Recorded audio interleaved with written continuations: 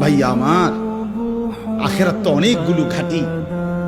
এক নম্বরে হচ্ছে জান কবজ হওয়া, মৃত্যু, এরপরে কবর, এরপরে হাসরের মাঠ, এরপরে মিজান, এরপরে ফুলসিরাত, এরপরে জান্নাত জাহান্নাম, এবং এক একটা হাজার হাজার বছরের লম্বা ঘাটি।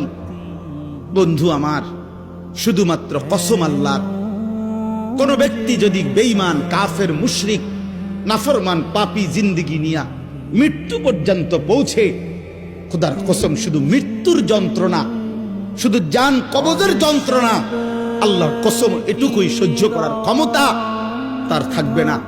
এই জান কবজের যন্ত্রণার সামনে তার 60 বছরের দুনিয়া যা ভোগ করছিল, মজা করছিল, এক সেকেন্ডে ভুলে যাবে।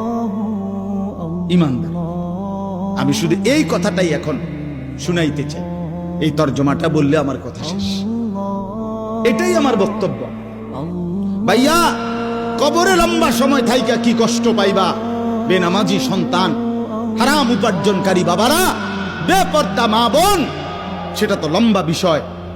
হাসরের মাঠ কি পরিমাণ লম্বা, মিজানের পাল্লার সময়টা কি পরিমাণ কঠিন হবে, আমল নামাটা যখন বাম হাতে দেয়া হবে তখন কি পরিমাণ চিৎকার করবে।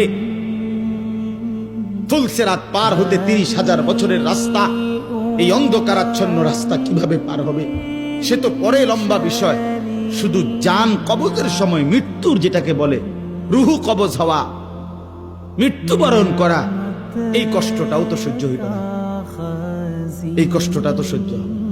কোরআনুল কারীমের মধ্যে 4 জায়গায় আল্লাহ তাআলা মোট মৃত্যুর যন্ত্রণার কথা বলছেন। 1 নাম্বার, ওয়াজাআত